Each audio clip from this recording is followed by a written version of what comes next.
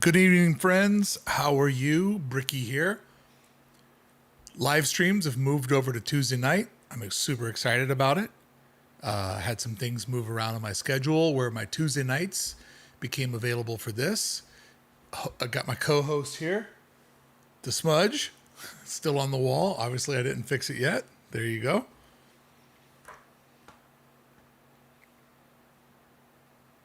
But let's go. Let's get into it. Waiting for somebody to confirm that they can hear me. Boom. Shoshana is always my homie that gives me that mic check. I appreciate it. All right, friends, so let's jump in here. I have moved the live streams over to Tuesday nights. Thursday is very hard because it gets into sort of the weekend. But previously, that was when I started doing the weekly live streams back at the beginning of the year. That was the only night that I had open where I could do said live streams. So I had a couple of things move around in my life, so I'm able to do it on Tuesday nights. I also am able to move it up an hour earlier. So I know some West Coast folks might have a hard time getting home in time, but we also have, kind of a record for going over our 1 hour if we're buzzing and we're getting into it. And then also, I wanted to be able to get some of the East Coast people or Middle Coast, No Coast people. I used to be a No Coast person. Give them the availability to get on with this. So, just thought it would be a little bit of a better time, start a little bit earlier, and then you can kind of go a little bit longer sometimes. What's up, Pinball541? Hello, everyone from Phoenix. Yeah, it is hot. It is hot. I was out filming today, and it was very, very hot. It has been super hot at the park lately, filming my videos, and I'm looking forward to it slowing down so I can definitely, get more done in a tighter window. Because it's like when I was filming Saturday's Hey Brickey video about the sea walls, the hidden waterways, it was just like taking me forever. And I'm like, how is it 1 o'clock? I started this at rope drop. How is it 1 o'clock and I'm still filming this video? And then I reminded myself, oh yeah, you had to take breaks because it was so hot that you were literally melting. And I have kind of a weird little system of like how long I'll film for, and then I take a break just so I don't get overheated, so I don't get dehydrated. So I'm always running a timer on my watch. And when the timer goes off, because I have tunnel vision, if I didn't run a timer on my watch, I would literally just film until I like passed out in the sun. So the proprietary system I created based on temperature forces me to take breaks. And I was just like, this is taking forever because it's so damn hot at the park. What's up, Michael? How you doing, bud? Oh, looks like we got a lot of keys in here. Good to see all my Magic Brickey holders here. NFL Dude 56, rock solid vlog yesterday. Doing an early dog walk during the sunrise is one of my favorite times of the day. Dude, love getting up early. I'm up at 5 o'clock every morning trying to get going as soon as I can. All right, before we jump in to tonight's topic, I want to kind of give everybody a recap of what happened last week over here. It's kind of something, a new thing I want to get into. On this channel, I started out last week with the video about the trespassing that happened when I was trying to film the Disneyland Forward video where I was over at the Camelot. Give you guys a little bit behind the scenes on that. So I've been thinking for a while, I'm like, everybody's looking at the new Disneyland Forward bridge from the outside in. And I'm like, you probably won't be able to see it like, blatantly inside the park, but I thought it'd be a fun exercise because, we're still in the pre-Disneyland Forward days. I thought it'd be a fun mental exercise to kind of go around Tomorrowland and figure out, is there something new they'll have to build to block that out? Well, because of this little experiment, we realized that it's more of a Main Street USA problem than a Tomorrowland problem. So I could have went and scouted all this out early. I could have looked at it at Google Earth, but I think that there's something that's fun about some videos when we're discovering it together. So I came up with the idea. I kind of created the route that I wanted to film in. But I knew that I wanted to do a lot of the exploration in real time. So we were kind of solving this mystery together. So I was on the top floor of the Camelot when I see this dude walking up at me. Dude has a clipboard. He has a radio on his belt. And I'm like, oh boy, this is probably not good. So I did what I always do. And you probably saw this in yesterday's video if you're one of the few people who decided to watch it. I said, hey, man, how you doing? And he's like, I'm doing well. What are you up to? And I go, I'm here because, as you know, they're going to be building a bridge next to your hotel. And I just started like breaking down to my man, like how excited I was about the bridge coming in. And I was so curious, like, you think this will change the future of your hotel with having a massive parking garage behind you and this, sort of land bridge. And like, you're the only thing around here that I could actually get up on to film the height. And I was talking to the manager of the hotel. He was so cool, such a sweet dude. And he got stoked on my stoke. And we're just kind of hanging out. And I'm telling him about what I do. And he's talking about the history of the hotel. And very proud of the Camelot Hotel. Very proud of the Tropicana that they own next door. Super, super nice guy. Like the nicest guy. And so we're kind of just like talking whatever. And like, I told him, I'm like, dude, like, I appreciate you being so cool about all this. Like, you tell me the word, I'll never film on your hotel again. But I just, I'm just so excited about everything that's happening. He's like, no, man. He's like, when I walked up on you, like, he's like, I saw you walk by earlier. And I go, what is this guy doing? He's like, then I saw you. And he goes, and this was almost an exact quote. He goes, he's like, to be honest, he's like, I didn't know what I was going to have to do, but I know that, you weren't supposed to be here. But he goes, you were just so cool about it. And you weren't a fucking dick that I didn't have to call the cops. I was like, dude, I love the just being like mellow and cool through the whole situation. So like we kind of hung out and everything. And we were down in the bottom of the hotel. And then he just kind of looks at me and goes, you want to go up on the roof? I'm like, oh my God, I would love to go up on the roof. I go, I don't even care if you don't let me film. He's like, no, you can film up there. But he's like, let's go up on the roof. So he gets these special keys. And we take the elevator up and we go up on the roof. And he like lets me look over and see like the space where the bridge is going to go and stuff. And I go, can we walk up to the front roof? He's like, oh yeah. So he takes a call and he lets me cruise up to the front of the roof. And I'm just up there filming everything. And then he catches up with me. And I'm like, what if this guy pushes me off the roof? Like, what if this is a setup? And dude was just like, I cannot stress like how cool he was. And then he was like, you want to see a couple of the rooms? He's like, you don't have to film it. Like, he was totally cool. He's like, I'm not looking for a plug or anything like that. I'm like, oh, I'm going to give you a plug. Like, this is like legendary relationship making right here. Showed me like one of their top suites. And I'm like looking at this room that's massive, right? And I go, how much is this room? And it's like, it's between like 4 and I think 5. And this was like 3 bedrooms, huge as can be. And I'm like, dude, a Disneyland hotel, basic room is like what, $500-600, $700? I'm like, this is so cheap and so close. So anyways, guy was super, super nice. So that's how we started off the week. And I like edited that, got it done. I had to meet my contact up at Universal at 10 a.m. for like my meetup and kind of getting the behind the scenes tour.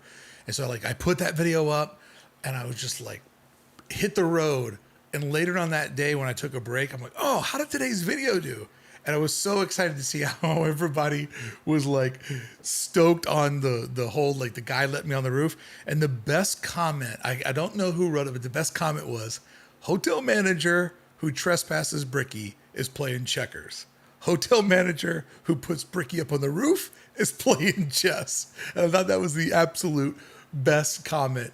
And it made me so happy just that everybody was kind of rooting for me. And there were a couple of dum-dums that were just like, this is clickbait. I'm like, brother, this is not clickbait, because clickbait is that you lie to your audience. You tell them on the title or on the cover, there's something that's going to happen that never happens in the video. I 100% was trespassing. I was in the wrong.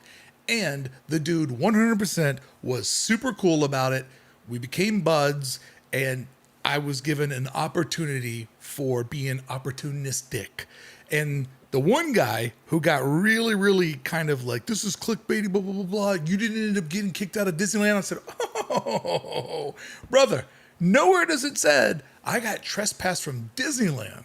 Like, I never said that. I never claimed that. I'm like, you know who clickbaited you? You clickbaited yourself, because I hate all these YouTubers. I hope they all get kicked out of the park, even though I watch the content all the time. Like, you clickbaited yourself, brother. Nowhere did I say that. I love when people jump to conclusions. The other video that I put up after that this week on the channel was my second trip out to Universal Hollywood Studios.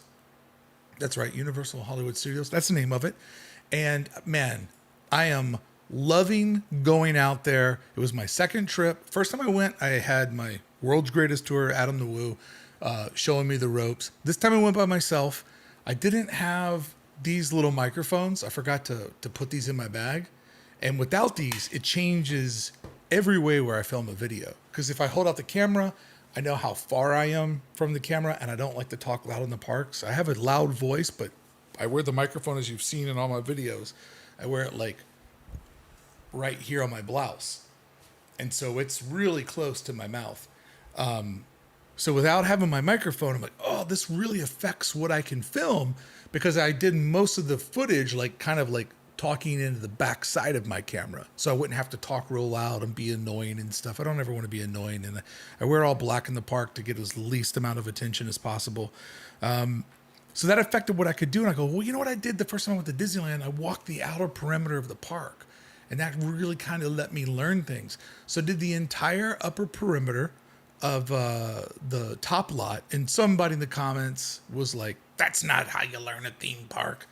It actually is. Like, I now have a complete like idea of how that unique design works, and now I get to explore some of the more interior stuff, and I also get to do the same thing for the lower lot, because it seemed like people enjoyed that video. But once I got that done, it was probably, I don't know, around 5 o'clock, and the park closed at 7. I'd been out in the heat for 2.5, 3 hours straight, and I was like toasted. I got my first ever Krusty Burger. It was all right, but they always advertise it as being crappy on the TV show, so that was par for the course. So what you guys didn't see in that vlog is that when I went back out, since I didn't have my good microphones, I took my time, I took my patience, and I filmed the shit out of Springfield and Wizarding World of Harry Potter, or Hogwarts, whatever you call it. I mean, I filmed it to every detail. I filmed both locations for 2.5 hours. Their team members are super nice. They do the whole wall of death that they do at Disneyland. And so, you know, I don't ever want them to wait for me. So I'm always kind of filming when I can always see where the furthest guest is. And when that guest moves, I move, because I don't ever want anybody that works there to have to like work around me. So some of the footage I got of both Wizarding World and Springfield is just butter. Like butter. Like, I have footage of Harry Potter with no one in the shots. Like, every building shot vacant, empty. So that will all work out for some future videos that I have coming up. And then let me see. The other thing that I did was I did a couple of studio videos, because I set up the Magic Brickeys. I had to get that done by a certain date. So I did a video letting everybody know, shot right here in the studio, one take Jones, like, hey, this is how it's going. This is what I got to do next. I'm 99% positive I'm going to do it. And the next video was, I did it, no hard sell. And I'm telling everybody, like, I didn't want to do this channel for like 100 and something days and then kind of switch everything. So the big idea is that I'd bring back my old podcast, make that members only. And I also did a members only video where I took, all of the mistakes that I made filming Saturday's video on Hey Brickey, the Seawalls video. It was so hot, and I was just tongue twisted, and I'm wearing Invisalign, which sometimes affects my pronunciation and just like the overall like motor skills of my mouth. And so as I was editing the video, I'm like, you know what would be a fun thing to give the Magic Brickeys is just a video with zero context and just every mistake, like every mistake that I made. And so I put it all together in the order of the video, but not in the order that I shot it. And I didn't tell them what the video was about. So some of them watched the mistakes video before they watched the real video. I think the runtime's like maybe 3 or 4 minutes, but it's literally 3 or 4 minutes of clips of me like getting tongue tied and saying the wrong thing. And I thought it'd be funny to title the video, Making Videos is Hard. Thanks for making it easier by supporting the channel. And then we wrapped up the week with our weekly construction update, which was about the Disneyland hotels, and timing was kind of perfect. So the way that I'm doing the updates, the construction updates, is I've divided the park into 5 different regions.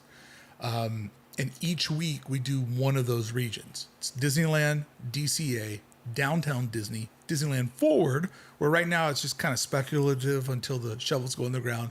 And then if we have 5 weeks in the month, we do hotels. Hotels we don't need to do all the time. Not as many people care.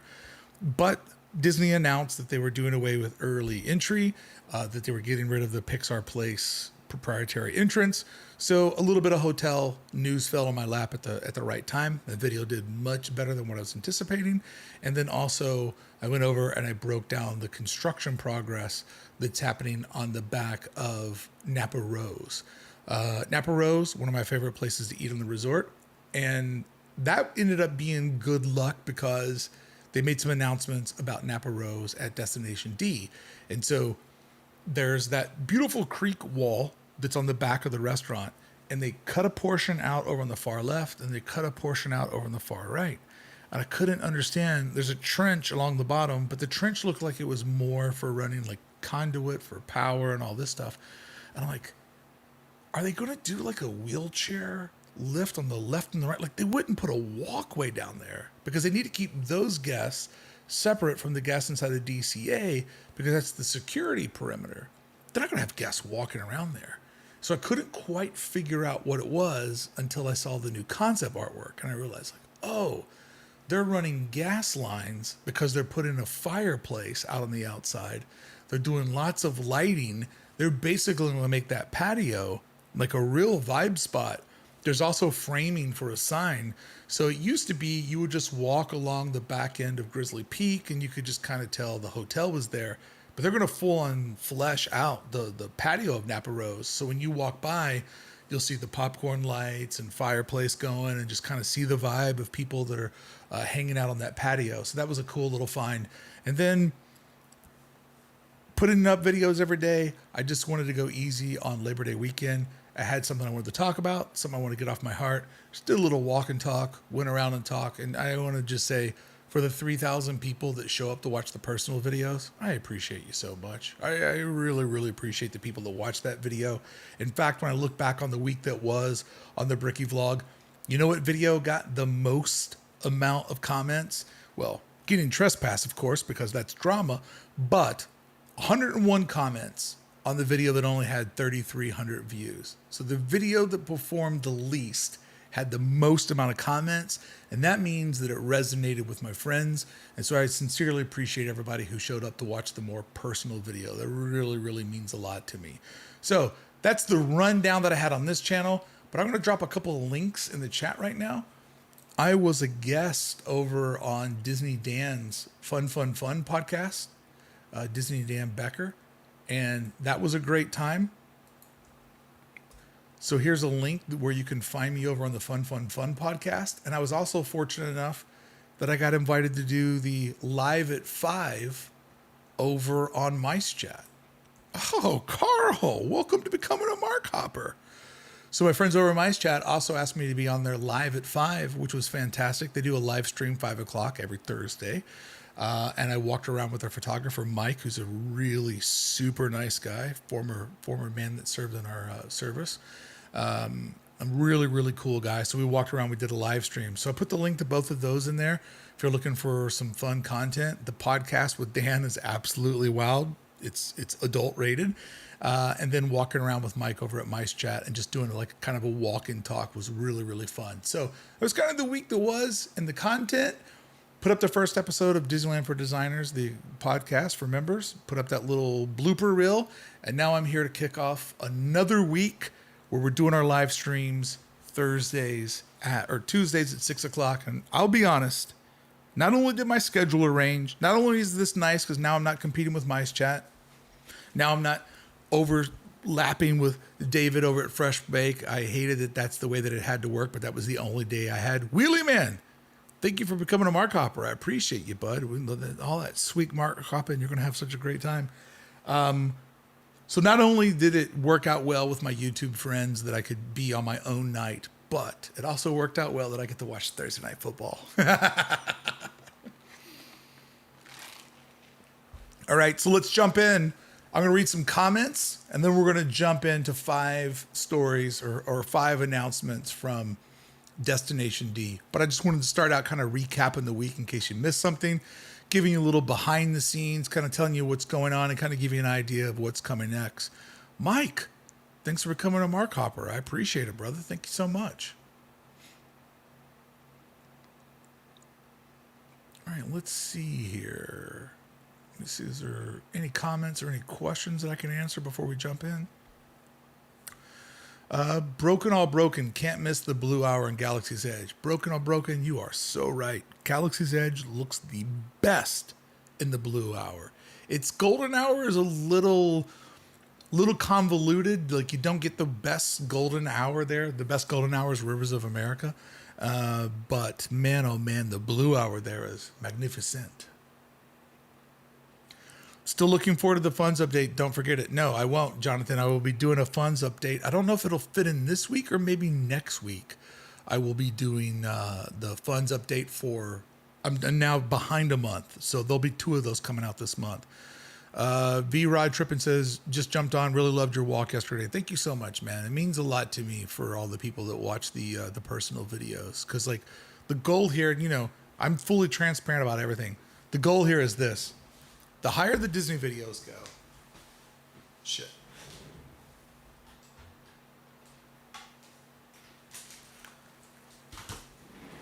The goal is this.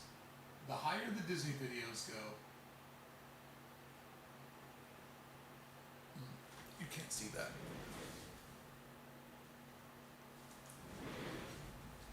The higher the Disney videos go,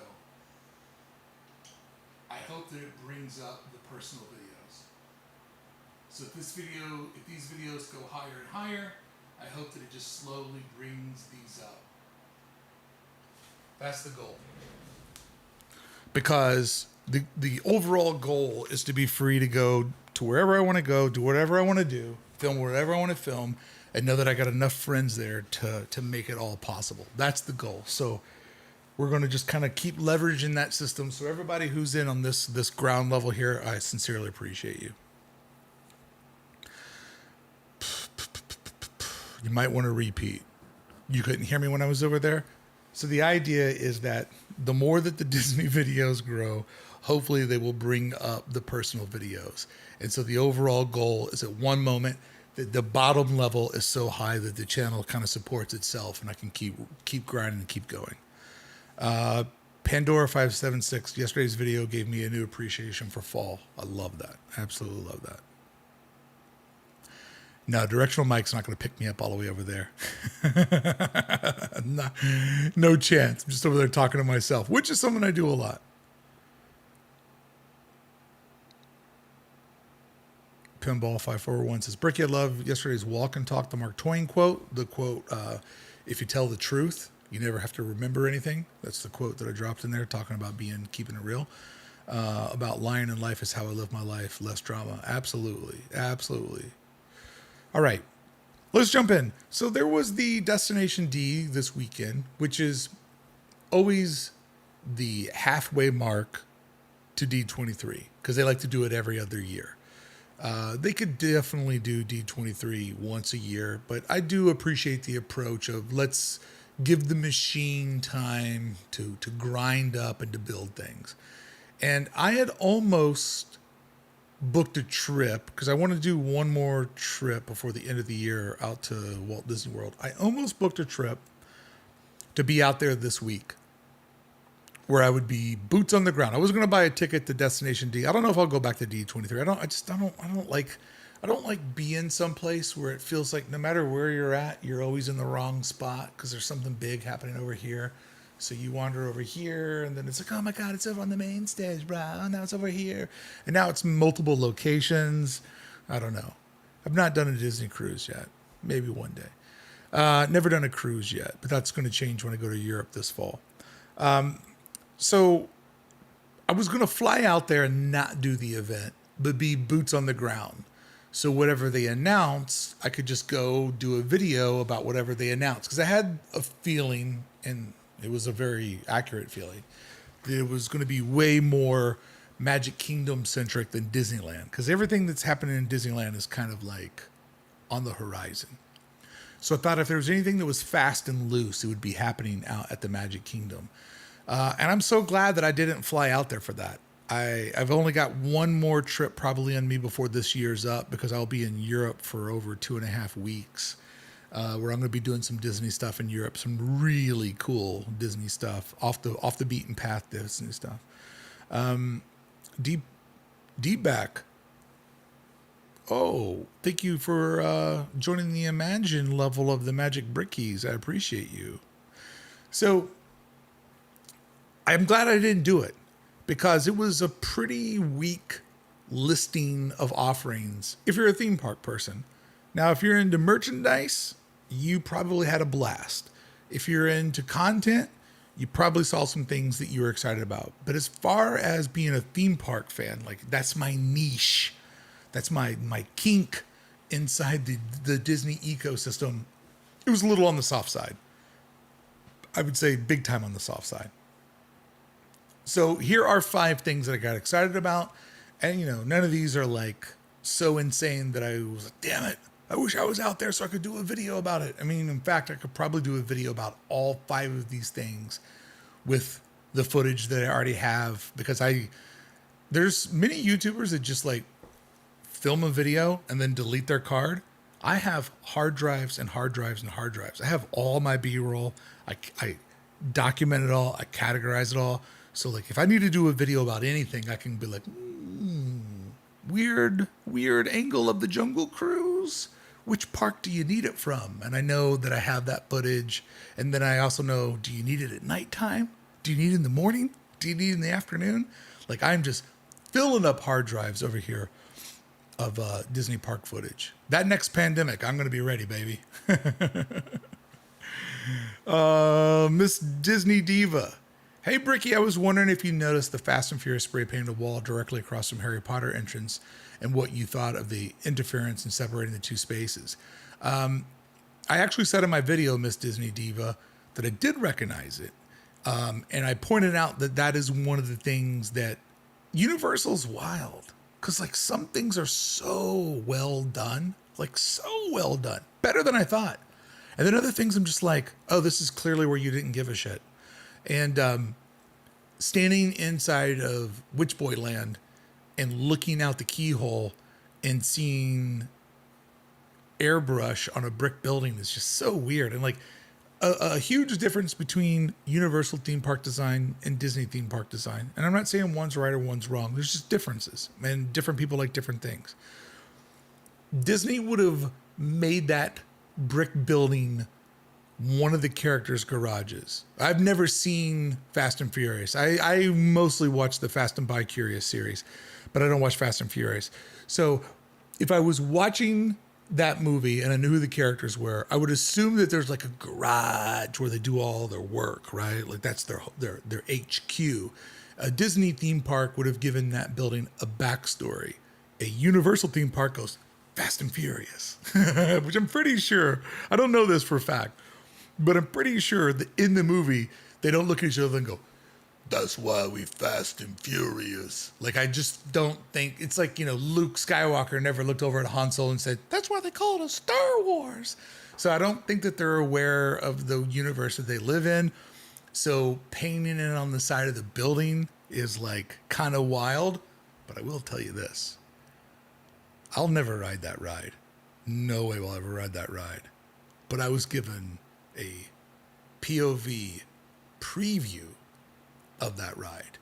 And let me tell you, this thing, if you're a roller coaster thrill chaser, you're not going to care about spray painting on the brick wall, because this thing is unreal, man. Like watching it POV, I got to watch it. I'm like, can I see that one more time? Because it's going to be the only time I ever ride this.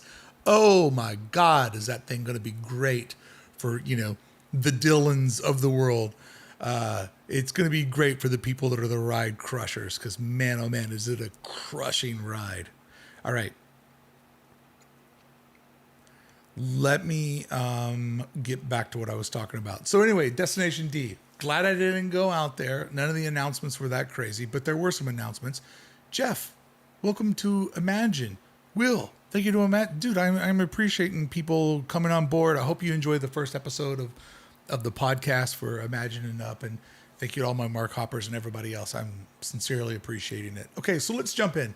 So the first story that caught my eye was that they announced that they're going to be repainting Cinderella Castle back to its original colorway, which is the bottom half, the brick level is sort of a gray, then it becomes an off-white on the flatter part of it, and then all of the actual spires have sort of a royal blue with gold accents. Right now, the castle's this pink, purple, iridescent thing. It looks absolutely beautiful, but I'll tell you why this gets my attention. Because the castle is such like a centrifuge of the park. And it's really kind of the moment that like anchors it all together. So I think that changing the color of the castles periodically, it does something really clever. It creates a watermark or a timestamp in all of your photos and your memories. Like, believe it or not, I go to Disney World when I'm like 4 years old with my mom. We have a very troubled relationship. Don't try to interfere. Don't try to be like, you should give her another chance. You don't know what happened. It's the worst part of my life. But she did take me to Magic Kingdom at like 4 or 5. Traumatic visit. But randomly, I ended up going as a young man 25 years ago. And I went there when the castle was the Candy Castle. I randomly was there and saw the Candy Castle. And that's like a core memory of being there when the castle was candy and it was celebrating 25 years. Now, I don't obviously remember what the castle looked like when I was, 4 or 5. I only remember on that trip some very dark things that happened. And I also remember Main Street Electrical Parade. And I remember the yellow and white umbrellas that they have. And I remember being scared shitless in the stretching room. And I remember the big novelty then was people would walk those invisible dogs. And I remember the Tomorrowland Speedway. Those are my only memories. So when I went to Disneyland as an adult, I'm like, oh, I want to see the parade. And it wasn't the Main Street Electrical Parade. It didn't have the little light bulbs everywhere. Like, this doesn't gel with my memories. But I'll tell you this, when I walked down Main Street of Disneyland, years later, like 40 years later, I looked over at the Jolly Holiday, and I looked at the umbrellas and the yellow and white striping and the wrought iron white chairs. I was like, oh my God, I remember this. This is one of my positive memories, is this umbrella in this chair, which is so bizarre. So I think this is a big deal. I think it's really, really cool to like change the castles periodically. Like the castle that we have right now, the Kim Irvine version of the castle. A lot of people don't like how intense it is. I think that an intense castle is kind of good in this Instagram moment, like to give people a little bit more behind them. So I think that the iridescent 50th anniversary castle at Walt Disney World and Magic Kingdom was a good move. So I'm excited about this. I like that they change things like this. And you got to think about it, like for all the people that complain, and I'm one of them, I'm not innocent, but this is one of those cool things where it's like, it doesn't make them any money to repaint a castle. It doesn't at all. To go back to like the throwback nostalgia, it doesn't make any money. I mean, it probably will sell some merch and book some weddings. So it does make some money, but it's not like putting a new attraction in. But it does mean something. And going back to the original nostalgic colors, it'll be very interesting to see how people perceive that, because 1971 expectations versus 2021 expectations. I know it's not 2021, but I'm going with the anniversary years. 71 and 21, two different societies, two different amounts of stimuli going on. So they're doing this The hardcore will think it's awesome. Will the woman that just booked her dream wedding for next year, and she's like, wait a minute, when I was here and I booked the wedding, that castle was pink and it was shining, and now it's white and kind of dull. It'll be interesting to see how that all comes together.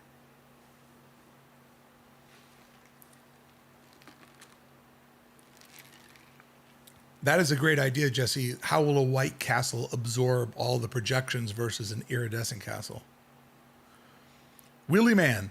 I was at the Magic Kingdom during the Disneyland 50th year of A Million Dreams, and the look of the castle that year really stuck with me. See, there's just the castle. The castle cake was hideous. I mean, it was wild that they did that, though, right? Pinball. Like, I love that they take chances and they do insane stuff like that. All right, let's move on to the next story. I don't have these in any particular order. It's just kind of the order that I have in my web browser. So the next thing, Richo, our youngster said boring when she heard. There's probably many of people that will think that that is boring. No doubt about it. Willis Phoenix, Will PPAHX. Welcome. Appreciate you, brother. All right, let's move on. How can there be only 5 likes when 224 people are watching? Dana, you bring up a damn good point. All right, let's move over to the next one. The next thing that caught my eye, which is pretty cool, is Disney is relying so much on technology to make these new attractions. And I think that's a good thing, because for all of us that love the old practical effects attractions, hey, I rode the Haunted Mansion today and Pirates and Small World. So I like the practical effect attractions. But there's a new generation of people that are in a world that has a lot more stimulation, and so they need tech because their world is tech. So tech rides I have nothing against, but the availability that a tech ride gives you that an analog ride doesn't. If they did a special Pirates of the Caribbean and they went through and they changed all the scenes, it'd be a lot of work. I mean, look how long it takes them to do the mansion, and they do that every year. Fun fact, all the mansion's holiday props live in the mansion all year long. So they don't have to haul anything in or anything out. It just lives there. They just put it together. They know exactly where everything goes, and that takes them weeks. And then it takes them weeks to turn it back over. But with a tech ride, like Monsters After Dark, they literally just flip a switch. And after dark, the ride system plays different videos, plays different songs, and the carts move to a different sequence. That should be the upswing of tech rides. But as we know, so many of the tech rides stay complacent. That's why I was very excited to see that they're going to be changing the lighting package to Tron come middle of this September when the new Tron film hits theaters. But there was something else that made me even more excited. There is a band that often gets forgotten when people talk about the best bands from the 90s and they talk about alternative rock. A lot of people focus on Nirvana. I get it. Kurt Cobain, musical genius. He also died young, which kind of sort of cements you in the rock and roll nostalgia, part of the 27 Club. But people look at a lot of other of the more aggressive bands in that area. People talk about Soundgarden, which I'm not a fan of, although Chris Cornell was a beautiful man and had a fantastic voice. People will talk about Alice in Chains. Not really a fan, but people love that band. One of my personal favorites, Smashing Pumpkins. If you listen to Siamese Dream, the sequencing of all the songs, it's a perfect album. The way that each song builds on the last one. And then there's just songs on there like Mayonnaise, which wasn't really a radio single, but it's just a mind-numbingly good album. So there's a lot of bands that people talk about from the 90s, but one that people don't talk about often, which is one of the best live bands I've ever seen, 9 Inch Nails. Trent Reznor, absolutely just genius when it comes to music. I mean, he created the he created the 90s anthem for every strip club in America. Like, the man just is a genius. And when he scores a movie, like the episodes of The Bear over on Hulu that he's done the musical arrangements for, they're just the most intense episodes of The Bear, which is already a very intense TV show. So the fact that Tron is going to have this red lighting package, if you ride it, you'll also have the red photo op. Again, you know, like nothing too tack, but you'll remember like, oh, the blue photo was when we went there in 24. The red photo is when we went there in 25. It's just those little moments that kind of like help you document your own journey through the park's nostalgia. So, you know, nothing too crazy, nothing too wild. I hope like hell when I make it out there for my final trip of the year, probably in November, I hope that it's still running because I would like to see it. I'd like to hear it. I am not going to ride it. I am a one and done on Tron. Now I want to kick over to the chat. What is a tech ride that you think that they should update way more often than they do? Live. That's a band that people don't talk about too much. Live was a good band. Counting Crows, also a good band. Nine Inch Nails sound definitely holds up, but it was also always very, very forward facing. Tool. I saw Tool play at the Honda Center, which was the where they had D23 last year. So that's kind of a fun thing to put it together. You just saw Nine Inch Nails 2 weeks ago. Well, you saw one of the best stage rigs that's out there on the tour circuit today. No doubt about it. Jungle Shrink made it. Good to see you here with us, Jungle Shrink. Good to see you here with us.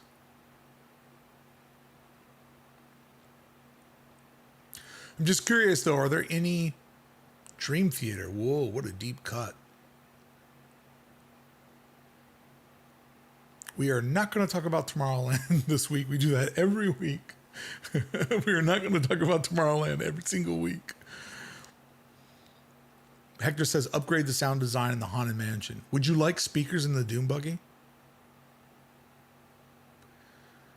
Well, JT Kell, Smuggler's Run would be great with like 6 different missions. It's going to get different missions next year when Mandalorian hits theaters. You'll be able to pick which mission you want to go on. Jonathan says, effing Star Tours. I agree with you, V-Rod. Like, Smuggler's Run should have had multiple missions out of the gate. I think that's one of the corners that they cut on Galaxy's Edge that just, once again, Fantastic Land got off to a very, very slow start. I think if Smuggler's Run would have had several different missions other than the straight up one and then trying to unlock Chewie mode, I think that would have given it a much different reception from fans. But Rob, if you do want to hear us talk about Tomorrowland, we went in depth about it last week and the week before. So go to my web, go to the homepage of Brickey Vlog, click where it says live, and watch last week's or the week before. You don't have to actually watch it. Just put it on like a podcast when you're doing some bullshit around the house. Just let it play in your ear holes and you will hear plenty of Tomorrowland. But I can't do it every week. I can't show up every week and have somebody go, free bird. And I'm like, I must be traveling on now. Just can't do it every week. Oh, Jeremy, Muse. One of the best live bands I've ever seen. The fact that they put a slick floor on the stage so the guitar player can run and slide on his knees. So good. So good.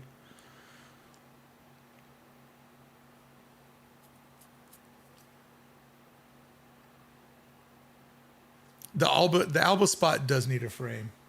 Should just put a frame right on the Alba spot and just let it be part of the office when I get around the design of the office.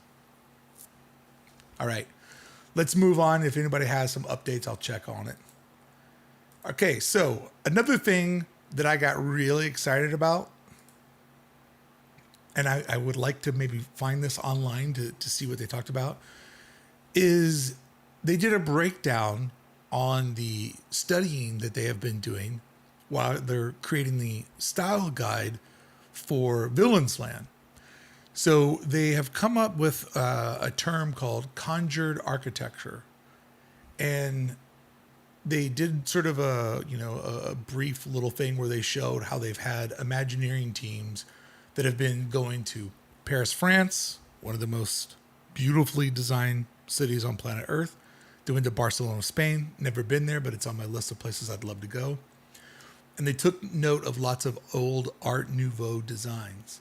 And they put together this sort of thumbnail board of just like different things that they had found. And some of the thumbnails from this like mood board are from Disney films, and some are from real world pieces that they saw out in the world.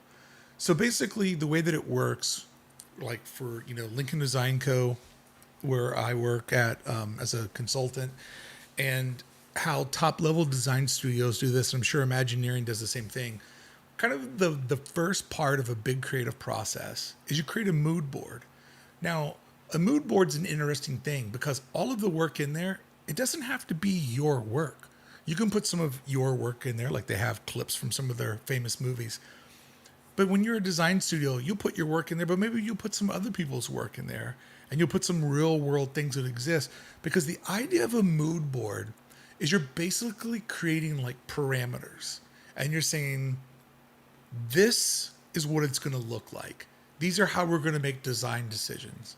So when you have a large team that's working together, they can look at the mood board and kind of figure out like, oh, that's kind of how we're envisioning texturing things. Or my job is to put a wrought iron rail on the top of a building or around an attraction. What would a wrought iron rail look like in our world? Like, what, how elongated should it be? Should it kind of taper, or should it have sort of a centrifuge, like like a little like icon in the middle of it? Should it twirl around, or should it be a spiky point? Like, how villainous would we make a wrought iron rail that would go around a building or an attraction?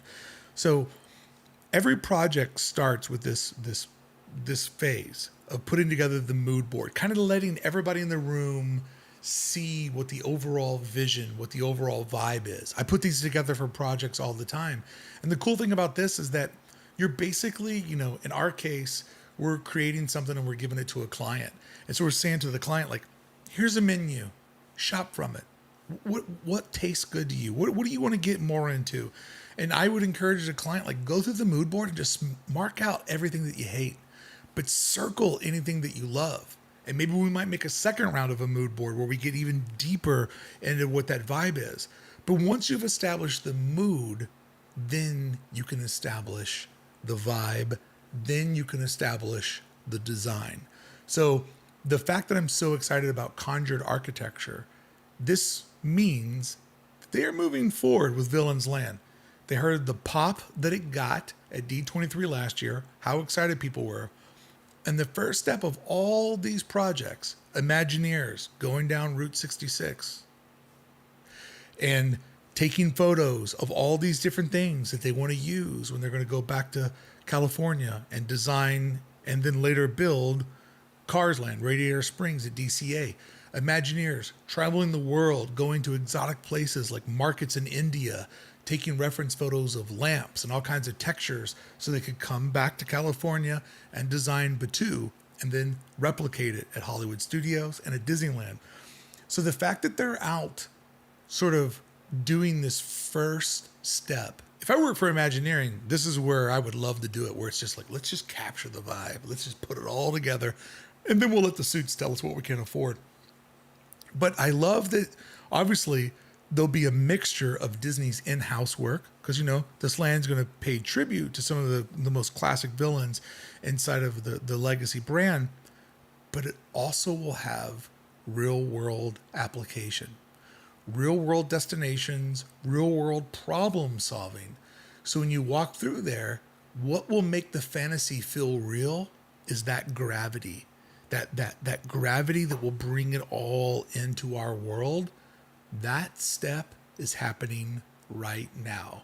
So what's the term here? Conjured architecture. I'm a big fan. I could probably do a video about this. If I were to do a standalone Hey Brickey video on anything, this might be the top pick. What says you about conjured architecture? Does this excite you at all? You're like, nah, don't just give me the ride. Just make it happen. Did you know that mood boards was kind of where it all started? I like to kind of dip my toes in the behind the scenes on how design works. Oh, didn't miss a single comment. Well, then we'll move right on. We'll move right on. If nobody wants to talk about it, we will definitely go to the next one. Man, conjured architecture, no love. Oh, Jay Harris. Hey, Brickey and everyone. I have to catch up on the replay. Just got back from a hot evening walk to Mickey Mouse Park. Oh, yeah, brother. I love walking back there at Mickey Mouse Park. I appreciate you, bud. Thank you so much. And he says, I love the mood stage of a project. Appreciate you, Harris.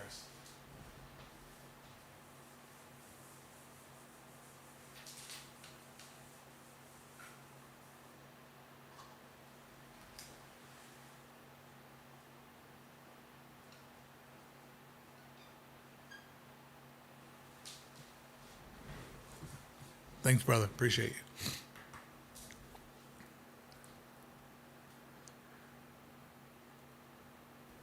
Mark says, looking forward to some mystic, gothic, spooky architecture. Me too. I hope the more real it looks, the more like scary it will feel. Mark Stevens, another Mark, says the ambience of the land that makes it decorative, that makes it. I can't read that word, but I get the vibe. I get the vibe. Hector says, I love mood boards. It gives me a clear picture of what's going on in their heads and then the final project. Yeah, mood boards is where it starts. Wills, oh, here we go. Wills is like ready to drop a super and he's ready to get particular. I like a particular fan of Disney, not a fan of me. I only have friends. As long as they get the actual villains interacting, I will enjoy it. I was so excited for Galaxy's Edge, but after a half a day, it felt empty. Oh, Willis. Oh, Willis. Is it actually Willis? Is it? No, it's Wills. PHX. Thanks, brother. Appreciate you. All right. Got two more. Jonathan says, if conjured architecture leads to a villain's land akin to Universal's Monsters area, I'm down. That's the part of Epic Universe I look forward to most. Huh? See what I did there? All right, let's move over to the next one. So the next thing that they talked about, at first I was like, damn it. And then I was like, no, I like this one.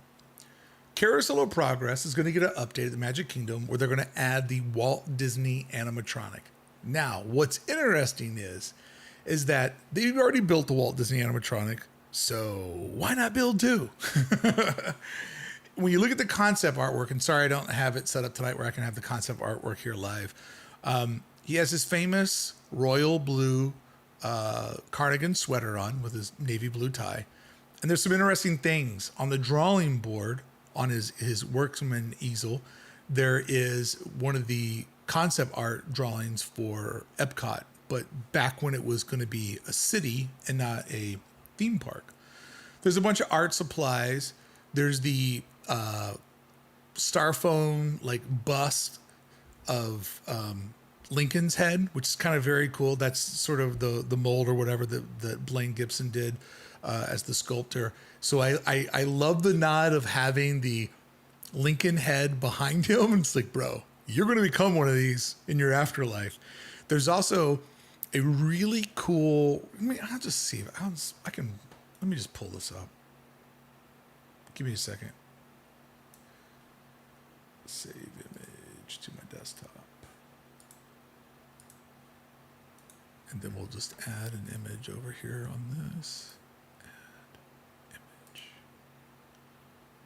Okay. Browse.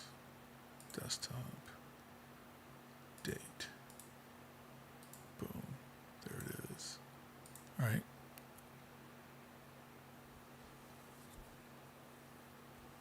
Okay, so we have this image here. So I'm starting on the left and I'm working my way over. I already talked about Walt having the fashion that you've seen him in the old special when he's, basically talking about all the stuff they're doing at the Carousel of Progress. So I love the fact that there is the Abraham Lincoln there because soon he will end up becoming that same thing. Now, over to Walt's left, our right, you see that rocket. That rocket is the same rocket that there was old photos of Walt and the president of TWA gawking at. They used that photo to announce that TWA was going to be a sponsor. And they also used that photo. I'm still They also used that photo to promote the Tomorrowland episode of Disneyland, which was a full-on feature on TV. That episode blew people's mind because it had such a high level of production that it felt like people were getting to watch a movie on TV, which is pretty unheard of at the time. Also, the reason why I wanted to show you this, that rocket that we're looking at, that's the same rocket in Fantasy. It's the same rocket that in Fantastic Four, when Mr. Fantastic is teaching as a professor, he has a rocket on his desk when he's talking to his students. It's that same rocket. Giving a shout out to Tomorrowland and Disneyland. Then you also see Rolly Crump's Tower of the Four Seasons over there on the far right, and as well an example of one of the animatronic tiki room birds that he was playing with and showing everybody how animatronics work, kind of planting the seed of what was to come. And then let's zoom in on this bad boy here. We can see kind of a mechanical drawing of Lincoln, getting that all together. We see small world artwork. We move over. Obviously, we see two monorails. We see the people mover before it really turned out the way that it was.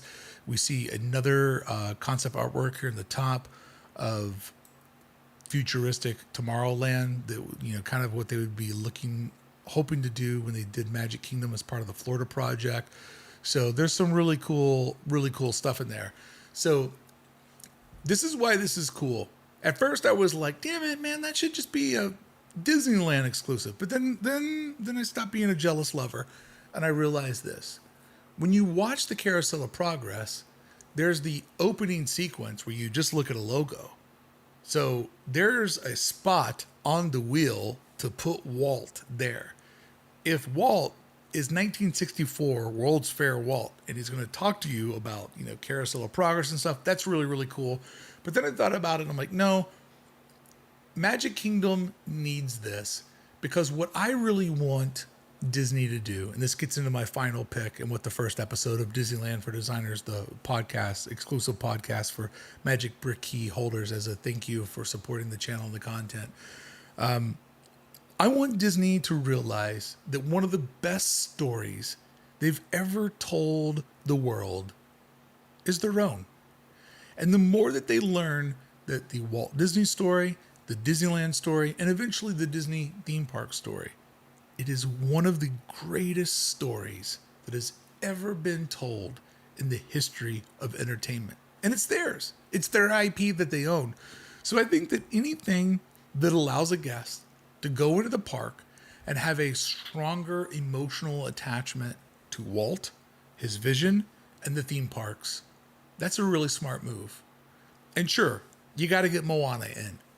I love that song. I love that Moana is all about staying hydrated. That's super important. I'm into water. I'm into hydration. Me and Moana got a lot in common.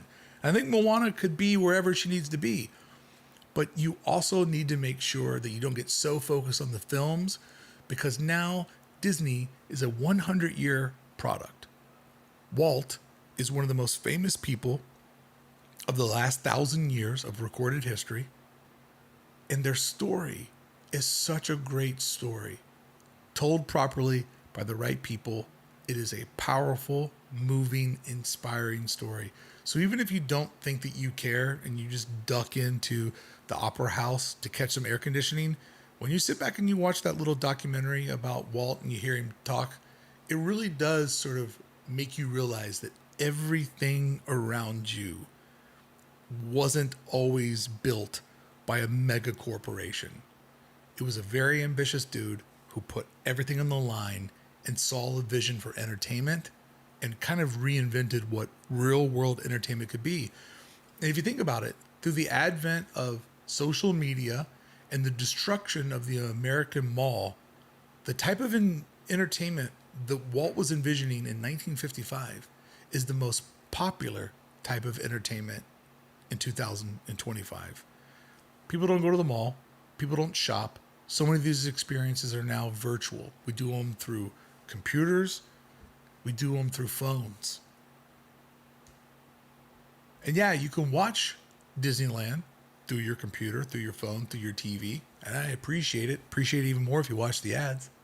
But to really feel it, you have to go there and experience it. So any attraction that celebrates that legacy, that is a smart attraction.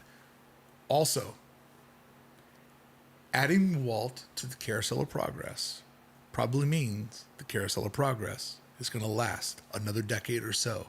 And I never, ever want that to get pulled out of Tomorrowland at the Magic Kingdom. I think it's also a good indication of them thinking about Tomorrowland in a retro way instead of a future way. So that was definitely one that got me super, super excited. Jin, thank you so much for becoming a Mark Hopper and supporting the channel. I appreciate you, bud.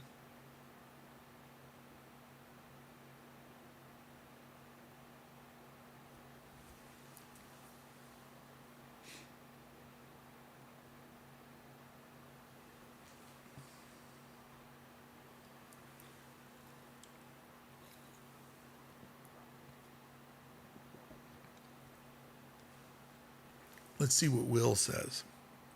I fear Walt as an animatronic will not be real enough. I would rather see a video or hear the actual voice. Plus, when he breaks, it's traumatizing. I think that the Walt Disney animatronic, when you go and see it at Main Street in Disneyland, it is just such a powerful magic trick. And I get what you're saying. You can get a lot from video, but I don't know. I've now seen that show 4 times. It's 4 for 4. It's moved me every time. And I just love that there's something poetic about man dreams of making robot, man becomes robot. And I cannot wait for Kevin Perger to make the second part of his animatronic docuseries over on Defunctland. He dropped part 1 back in December. Defunctland is my all-time favorite YouTube channel. Love the work that Kevin does. And I was like, where is this going? I'm like watching it and I keep hitting pause to see where I'm at on the timeline. I'm like, where is this going? And I'm like, this son of a bitch. He took it right up to Walt Disney and like just perfectly left the cliffhanger for a part 2. So that was awesome. Kevin, if you need any footage, hit me up, brother, because I have filmed everything in there. Holiday Garden says, Brickey, how often do you view the Walt animatronic show? I've seen it 4 times now. I'm purposely taking a break because I don't want to wear it out. But I would think that I will probably get into a zone where I'll probably go see it like once a month, just so that it still has that emotion. And every time I watch it, I try to sit in a different spot. Because like the thing that the trolls do, because they're trolls and they're great at trolling, they take the Walt animatronic, like, see, it doesn't look like Walt. They like put a photo of Walt next to Walt, the animatronic, or they put the My Pillow guy next to him, and it's highly effective. But the thing is that when you go to see it, there's not a photo of Walt next to Walt. The animatronic is the only Walt that you see, and it's bigger than him, so that it plays well wherever you're at in the room. It's like stage makeup, right? Like if you're on stage, you overdo your makeup so you can play to the back of the room. I've seen before what the Blue Fairy looks like face to face. She looks like a crazy person, but the makeup that they put on her is so when she goes up over the castle, it reads like the Blue Fairy if you're standing back at the Christmas tree. So, the trolls do what they do. They're very good at it. They're very effective at it. But I'll tell you this. If you go there and you have love in your heart, you will walk away feeling touched. Oh, Mike. Kevin is top tier, man. Kevin is top tier YouTube. He puts out a special, because I don't even call them videos. I call them specials. Kevin puts out a video every December. And that is the highlight of my holiday season. And when he puts up the video, I don't watch it right away. I go, oh. Kevin uploaded, there's a new Defunctland. And you know what I do? I wait till there's a day where I know, like, Beth is going to the gym. There's nothing else going on. I wait till I have the house to myself. I put in my AirPods, put it up on the big TV, sit in the dad chair. I'm not a dad, but, the dad chair is like the guide chair. Sit in my dad chair, and I just, like, soak it in. And what a great, great storyteller.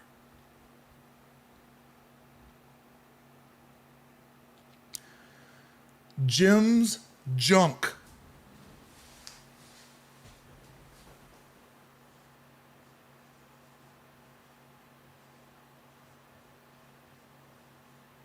Retro. Nope. How do you spell retro?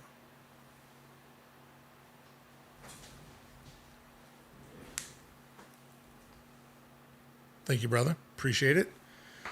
Jim says, really enjoy your content, Brickey. Your delivery is on point. You're correct. Don't read it and you can say it. Charismatic. Isn't it weird? You know a word, but if you're dyslexic, you can't read it, but you know the word. So you have to turn away and be like, stop looking at me. Charismatic. And reverent. Of Disney Parks. Wife and I are big fans. Keep it up. I appreciate you. Sounds like you got a great wife. Oh, yeah. I mean, all the Defunctland videos are good. There's not one I saw that I walked away disappointed. Michael nailed it. My heart grew 3 sizes after the Walt show. Nailed it. Okay. So, I do that with TSITP. What is TSITP? Spell it out type it out for me because I don't know what that is. What video? I do that with TS. What channel is she talking about? All right. So, obviously, you know what I'm into. And I did an entire podcast about it for my first Disneyland for Designers podcast back for members. The thing that I was most excited about was the announcement that Leslie Iwerks made a new documentary called Handcrafted, where she went back into the archives when she was making Imagineering Story. She discovered like tons and tons of footage that is very rare, that most people have never seen, or like most of the population's never seen. The Summer I Turned Pretty. I've been kind of flirting with clicking on that one. I've been on a massive Teen Mom marathon. So maybe that might be what I get into next. But Leslie Iwerks has a new documentary coming out called Handcrafted. And as I've said before, Disney owns one of the best stories ever. It's their own story. But as I've said quite often, and I've even said it to their executives when I've had meetings with them, they suck at telling their own story. And I think what Leslie did with the Imagineering Story is, for the first time ever since Walt's passing, somebody told the Disney story in a way that really was compelling and didn't feel like they were trying to sell you a hotel room. Because the problem is with the Disney Corporation, like, who loves Disney more than me? Maybe you, but not many people. But you probably do, but not many people. I love Disney. I would love to wake up every Christmas morning and turn on that Christmas parade. You can't watch it. It's an infomercial. And they don't need to do that. The magic sells itself. Show people having fun, and people will figure out how to book that dream vacation. When you pause the Christmas vacation and now let's go over to Shannon and see what she's doing with the Willis family. Hey, Willis family, how you doing? Oh, we're so excited to be here. We got gifted this because our kid's sick, and we're going to have the best Disney vacation ever. And Merry Christmas, everybody. They don't need to do that. We know that you took a sick family to manipulate our emotions. We're excited that the sick family got a hookup because, like, yeah, sickness sucks, especially when it has to deal with your kids. But you know where you're manipulating us. We're never at the parade long enough to get the vibe, because then you're kicking us over to seeing some band play. And now you're kicking us over to like an infomercial to book a hotel room. Like, it's garbage content. And I'm saying that as a lover of Disney content. Disney, challenge to you. Let me direct the Christmas parade one year. And I guarantee you it'll be your highest rated Christmas parade of all time, and I'll sell more hotel rooms than you. I'll give you a straight up challenge. You to let me direct the Christmas parade one Christmas, and I guarantee you I will beat you in every metric possible on return on investment. And you know what? I'll film it with my camera. I can film it myself and do better. Just give me some private access to the park so I can get all the best shots. The holiday special is horrible. You're like, if we can't watch it, who the F can, right? Like, think about it. We are the hardest of hardcore. This is something that we fantasize about. We make models. We argue about it. We fight about it. Like, Disney is a sports league that we're all in. Some of us are on team they can do no wrong. Some of us are on team they can do no right. Some of us are in the middle. But this is a thing that we're passionate about and we can't consume it. That just goes to show how horrible it is. I think I could do it better. And I say that is just like with extreme confidence. Oh my God. The candlelight procession is the best thing. That is, when I worked for Disney, I got invited to come out one year and to do it. And it was unbelievable. And it meant a lot to me because, like, I didn't buy my way in through Club 33, although check this out.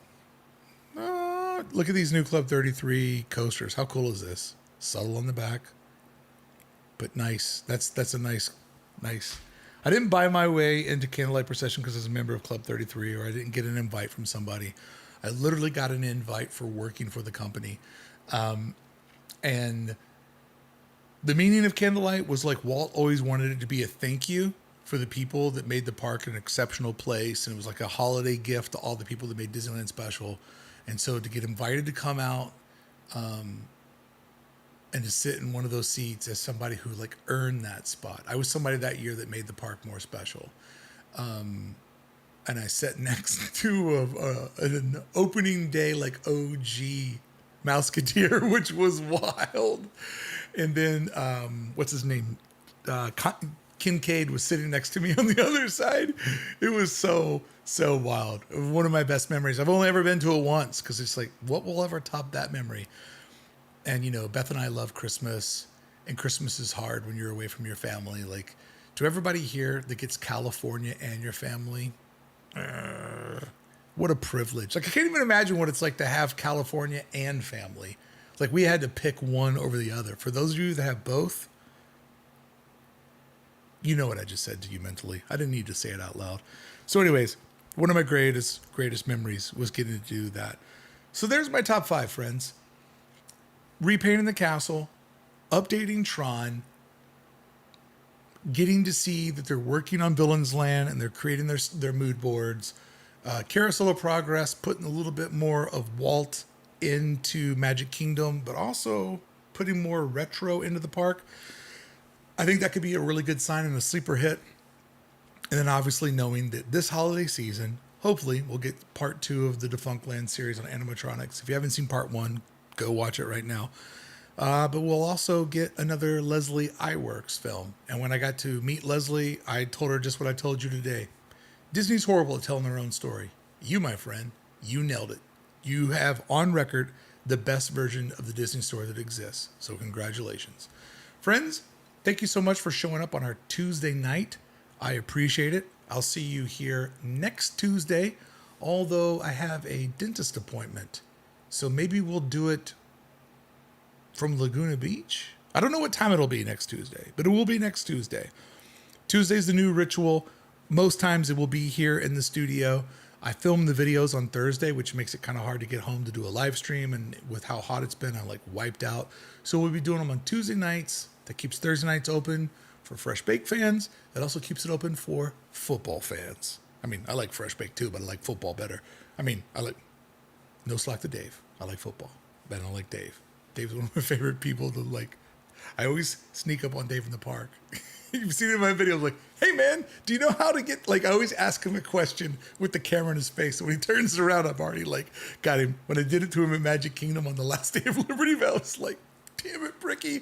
I love doing it to him. All right, guys, thank you so much for showing up. Thank you to all my Magic Brickey holders for coming on board. Sincerely appreciate you. I learned a lot about launching over on the main channel, and it broke the channel. I basically built this channel so I could have a place where I could build a community. So the way I see it, this channel is about community. That channel is about playing YouTube the way they want you to play it. So I appreciate it. Long live the smudge. The smudge.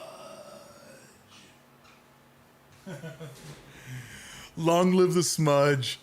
Scruff. Long live the smudge. Thank you guys so much. Oh, come on now. Janice.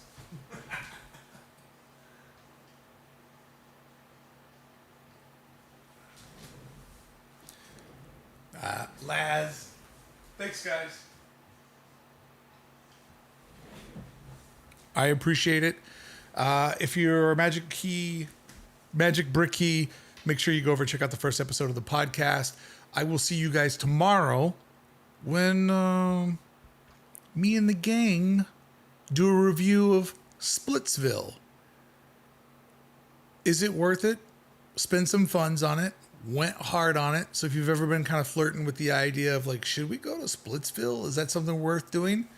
Find out tomorrow, because I paid for the whole thing with funds. And then I had Beth and the glasses, Chris and Audrey, give an honest review as well as my own review. I'll have that for you tomorrow. And then the next day I got a little early morning date vlog with Beth and I ripping the park, riding actual rides. That's right. I actually rode rides. I'll keep seeing you guys here if you keep showing up. I appreciate each and every one of you. I'll see you here live next week or on both of the channels daily with a video whenever it's done. Bye, guys. I appreciate you.